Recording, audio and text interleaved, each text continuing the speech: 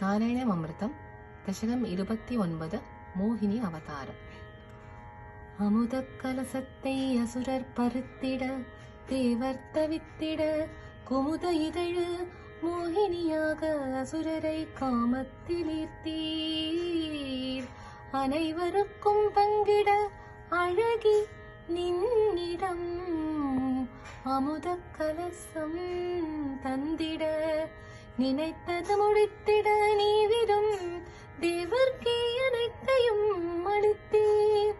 சினங்கொண்ட அசுரர் போரிட துவங்கியது தேவாசுர யுத்தம்.